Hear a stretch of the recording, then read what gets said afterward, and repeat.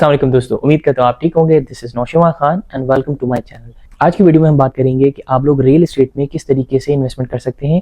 हम लोगों ने क्राउड फंडिंग के बारे में काफ़ी दफ़ा बात की है, हम लोगों ने डायरेक्ट इन्वेस्टमेंट के बारे में काफ़ी दफ़ा बात की है। तो आज मैंने तीसरा एक ऑप्शन जो आप लोगों से पहले भी एक दफ़ा डिस्कस कर चुका हूँ, उसके बारे में बात करनी है आप लोगों से। तो दोस्तों, आपको जैसे पता है कि रियल एस्टेट दुनिया का सबसे ज़्यादा पॉपुलर एसेट क्लास है। दुनिया भर के बिलियनर्स की सबसे major source of wealth real estate से ही है, उसी पर डिपेंडेंट है। सबसे ज़्यादा जनरेशनल वेल्थ जिसको हम कहते हैं वो रियल एस्टेट ही होती है। चाहे आप कितने बड़े सेलिब्रिटी हो, कोई एक्टर हो कहीं बॉलीवुड हॉलीवुड के, आप कोई स्पोर्ट्स वाले हो, आप स्पोर्ट्स स्टार हो कोई, या आप कोई पॉलिटिशियन हो, कोई भी हो दुनिया की जो एलीट है वो सबसे ज़्यादा इन्वेस्ट अगर किसी एसेट क्लास में करती है तो वो रियल एस्टेट ही होता है। चाहे वो एग्रीकल्चर फॉर्म में हो या फार्म लैंड्स हो फॉर एग्जाम्पल, या फिर कोई कमर्शियल बिल्डिंग हो या रेजिडेंशियल बिल्डिंग्स हो, कोई विलाज हो, अपार्टमेंट्स हो, मॉल्स हो, ये डिपेंड करता है। लेकिन रियल एस्टेट वो एसेट क्लास है जो इंस्टेंटली दुनिया भर में लोगों को, रिटेल इन्वेस्टर्स को या हाई नेटवर्थ के आपके जो इन्वेस्टर्स होते हैं उनके लिए सबसे ज़्यादा अट्रैक्टिव सबसे ज़्यादा अट्रैक्टिव एंड अपीलिंग अगर कोई एसेट क्लास है तो वो रियल एस्टेट ही है। सो दोस्तों देखें, रियल एस्टेट में इन्वेस्ट करने के बहुत सारे तरीके हैं। हम लोग अक्सर सोचते हैं कि यार रियल एस्टेट में कैसे इन्वेस्ट करें, वो हमारी पहुंच से दूर है, we can not afford it, या आपको जो है बहुत ज़्यादा टिकट साइज़ की वजह से, क्योंकि आपने जो डिपॉजिट पे करना है फिर आपने ओवरऑल उसकी वैल्यू देखनी है, तो उसमें आप लोगों को थोड़ा सा प्रॉब्लम होता है।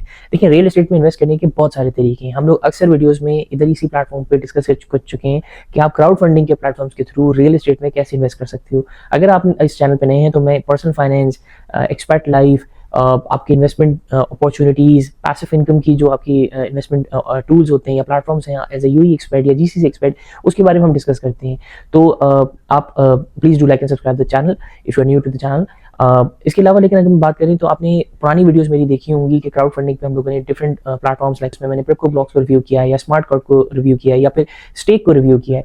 लेकिन आज हम जिस प्लेटफॉर्म की, जिस टूल की बात करेंगे वो क्राउड फंडिंग नहीं होगा। क्राउड फंडिंग पे हम लोग पहले भी डिफरेंट वीडियोस में बात कर चुके हैं, तो अगर आपने वो वीडियोस देखनी है क्राउड फंडिंग के रिलेवेंट तो आप प्लीज़ उन वीडियोस को जरूर देखिए। आज हम बात करेंगे रीट्स के बारे में। अब रीट्स क्या होती हैं, या ये किस तरीके का इन्वेस्टमेंट टूल है। एज ए यूई एक्सपर्ट आप किस तरीके से रीट्स में इन्वेस्ट कर सकते हो, उसका फायदा कैसे उठा सकते हो, क्या बेनिफिट्स होते हैं, क्या कॉन्स होते हैं, आपको करना चाहिए इन्वेस्ट या नहीं करना चाहिए, कितने अमाउंट्स आप इन्वेस्ट कर सकते हो और क्या रिटर्न एक्सपेक्ट कर सकते हो। तो इन सब सारी चीज़ों को हम डिस्कस करेंगे दोस्तों। प्लीज़ वीडियो एंड तक देखिएगा ताकि आप ये सारी चीज़ें डिटेल में समझ सकें। सो दोस्तों, फर्स्टली हम डिस्कस करते हैं कि रीट्स होते क्या हैं। तो रीट्स की फुल फॉर्म होती है रियल एस्टेट इन्वेस्टमेंट ट्रस्ट। ये बेसिकली इस फॉर्म की एक कंपनी होती है या एक बिजनेस ऐसा होता है जो कि आपसे इन्वेस्टमेंट लेता है, आपसे कैपिटल लेता है और commercial building, residential buildings, properties में, रियल एस्टेट में इन्वेस्ट करता है आपके बिहाफ में।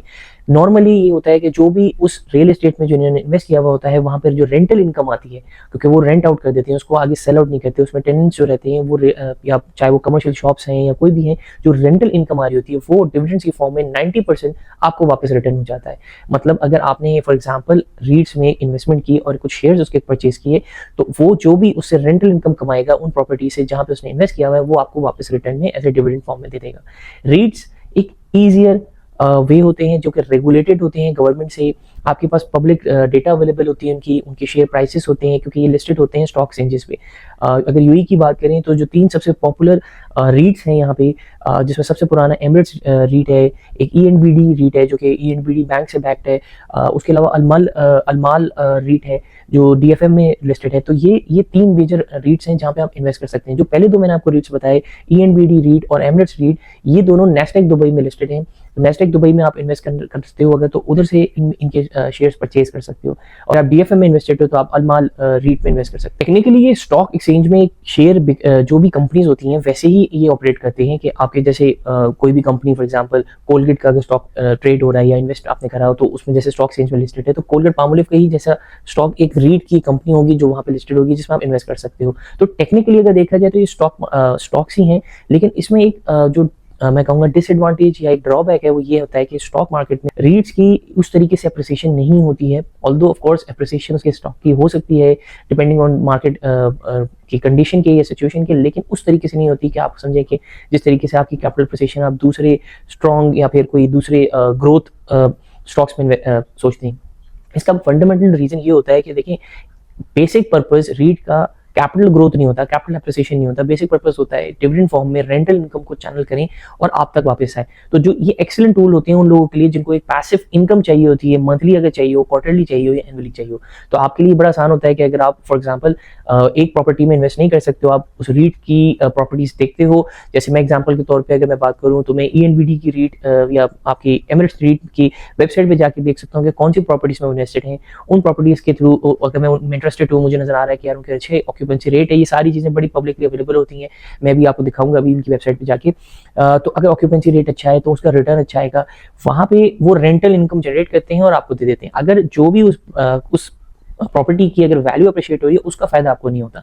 तो ये एक बड़ा बेसिक सा डिफरेंस है रीट में इन्वेस्ट करने का और एक्चुअल में रियल एस्टेट को इन्वेस्ट करने का। तो रियल एस्टेट में जैसे अगर कमर्शियल प्रॉपर्टी है आपकी या कोई रेजिडेंशियल प्रॉपर्टी है, उसकी वैल्यू बढ़ जाती है, तो अगर आपने वो डायरेक्ट ओनरशिप है आपके पास या क्राउड फंडिंग के थ्रू आप ओनरशिप उसमें रखे हुए हो, तो उसकी वैल्यू अप्रिसिएशन का भी फायदा आपको होगा। लेकिन रीट्स में ये पॉसिबल नहीं होता, रीट्स में कैपिटल अप्रिसिएशन का आपको फायदा नहीं होता। और 90% नॉर्मली वो रेंटल्स अपने आपको रीपे कर रहे होते हैं बेसिकली डिविडेंड्स के फॉर्म में। तो काफी लिमिटेड स्कोप होता है, लिमिटेड कैपिटल होता है उनके पास to reinvest within other buildings या फिर री इन्वेस्ट कर सकें। ऑफ कोर्स इसमें मैनेजमेंट फीस वो अपनी डिडक्ट करते हैं, उसकी जो आपके बिहाफ पे वो बेसिकली अगर आप शेयर्स उसके परचेज करते हो, आप ओनर हो, एक फ्रैक्शनल ओनर हो, तो उसके बिहाफ पे ऑफ कोर्स वो आपकी पूरी मेंटेनेंस उधर की अपनी एक उनकी मैनेजमेंट होती है प्रोफेशनल, जो कि उस पूरी रियल एस्टेट कंपनी को मैनेज कर रहे होते हैं। तो उसके बिहाफ पे ऑफ कोर्स वो अपनी मैनेजमेंट फीस वगैरह डिडक्ट करके ही आपको डिविडेंड दे रहे होते हैं। लेकिन दोस्तों इससे फायदे मुझे नजर आते हैं रीट्स में इन्वेस्ट करने के, वो होते हैं कि एक तो ये रेगुलेटेड है, आपकी गवर्नमेंट से बिल्कुल क्लियर रेगुलेशंस होती हैं कि ये बिल्कुल बाकी स्टॉक मार्केट के स्टॉक्स की तरह ये भी सारे पब्लिकली डेटा वगैरह को अवेलेबल रखते हैं। सेकेंडली दोस्तों जो सबसे मेजर चीज़ है जो ना क्राउड फंडिंग आपको देती है, ना आप अगर डायरेक्ट परचेज करते हो वो देता है आपको, वो है लिक्विडिटी। किसी भी स्टॉक की तरह आप कभी भी दिल चाहे आपका, कभी भी आपको लगे कि आपको एक अमाउंट अपना वापस निकालना है, तो आप इस रीट को स्टॉक मार्केट में उसकी उस वक्त की प्राइस के हिसाब से आप बेच सकते हो। इसका मतलब ये हुआ कि रियल एस्टेट में आप इन्वेस्ट भी कर रहे हो, रेंटल इनकम के भी इंजॉय कर रहे हो और आपके पास लिक्विडिटी भी है।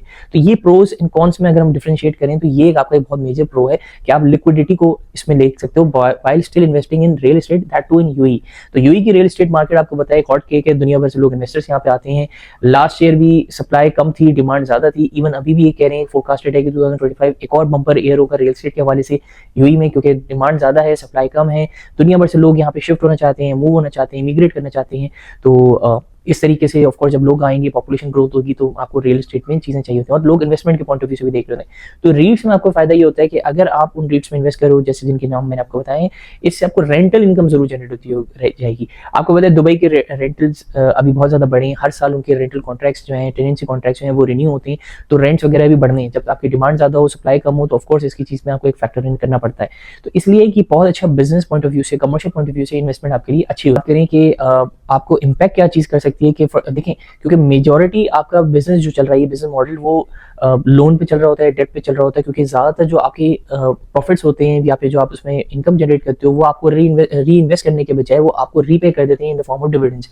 तो होता क्या है कि अगर इंटरेस्ट रेट बढ़ते हैं या मार्केट कंडीशन से रियल एस्टेट की किसी भी वजह से स्लम करती है, गिर जाती है मार्केट, अभी तो ऊपर है, लेकिन अगर फ्यूचर में कभी वो नीचे गिर जाती है मार्केट, तो ऑफकोर्स इसकी शेयर प्राइस, इसकी रेंटल इनकम जो डिविडेंड्स आपको दे रहे हैं वो भी कम होंगे, ऑक्यूपेंसी रेट आपके कम हो सकते हैं। क्योंकि देखिए इनका बड़ा मेजर बिजनेस मॉडल यही होता है कि ये रेंट पे देते हैं अपनी प्रॉपर्टीज को और उसके थ्रू जो आपके रेंट जनरेट होते हैं उसको आप ये लोग डिविडेंड के फॉर्म में देते हैं। तो होता ये है दोस्तों कि अगर ऑक्यूपेंसी कम हो जाए किसी भी रीजन से, फॉर एग्जाम्पल कोई क्राइसिस आ जाता है, इकोनॉमिक क्राइसिस आ जाता है, कोई पॉलिटिकल क्राइसिस है, कोई अगर कोई जियोपॉलिटिकल प्रॉब्लम है, चैलेंज है, उसकी वजह से अगर किसी या टूरिज्म पे इम्पैक्ट आ रहा है, फॉर एग्जांपल कोविड-19 था, तो कोविड-19 के वक्त में लोग ऑफ कोर्स ऑक्यूपेंसी रेट्स नीचे गिर गए थे, आपके टेनेंसीज खत्म हो गई थी, लोग यूएई से चले गए थे, तो उस केस में आपकी जो रेंटल इनकम है ऑफ कोर्स वो भी जनरेट होना बंद हो जाएगी।